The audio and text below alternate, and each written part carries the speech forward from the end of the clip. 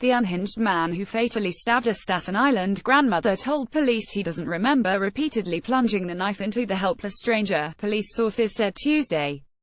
When questioned by detectives, Dan Timor said he recalled getting off a bus and buying a loose cigarette from a man on the street near Castleton and North Berger Avies. Around 2 p.m. Monday. The next thing he remembered, he was under arrest and medics were treating cuts he got on his hands from wielding a knife. In between part that count, the 27-year-old Moore stabbed Gita Howie, 63, in her face and chest at Bemont Avenue and Bemont, Court in Randall Manor, and then cradled the dying woman's bleeding body, police and witnesses said.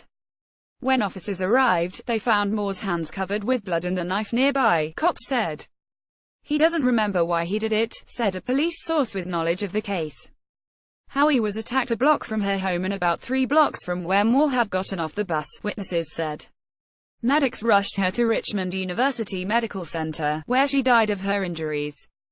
In a heartbreaking statement on the GoFundMe website, Howie's son-in-law Daniel Fatsina said she had been excited to be going to her native Sri Lanka to celebrate her nephew's wedding.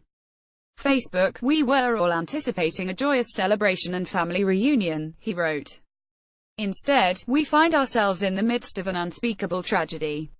He called Howie a kind spirit willing to help everyone. Gita was a strong woman with a big heart, who loved her family dearly.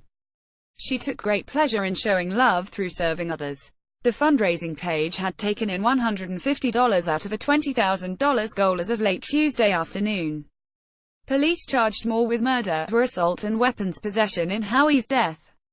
He is also accused of slashing 56-year-old Mark Long, a neighbor who ran out of his house to stop the attack, police said. Moore, whose arraignment was pending Tuesday, lives a few blocks from Howie, but the two didn't know each other, according to police sources. Witnesses told police Moore was seen behaving erratically and trying to open car doors in the area a few minutes before the attack. Obtained by NY Daily News, Moore said he participated in a workforce program Monday morning until about noon, when he got on a city bus to go home. He's been arrested 34 times since 2007, mostly for violating orders of protection banning him from being near family members and his girlfriend, with whom he has been fighting.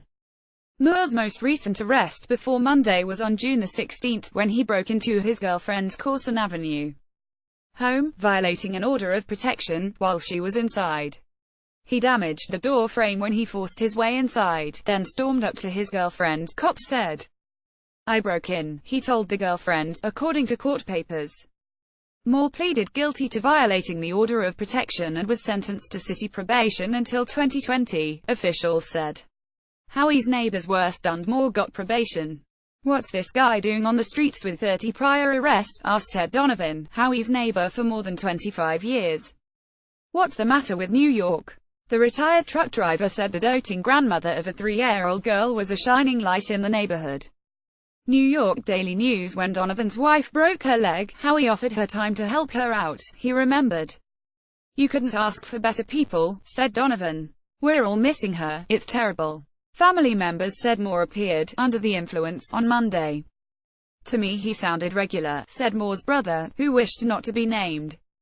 He was just confused. It was just shocking to me, the sibling said. I couldn't understand what happened. I need to see where he's at mentally. He was a tender, loving guy. He wasn't in the best situation financially, but he always helped people whenever they needed. Moore had written a journal about his feelings, said the brother, although he didn't know the title or if it was published. He wants to be a writer, he said.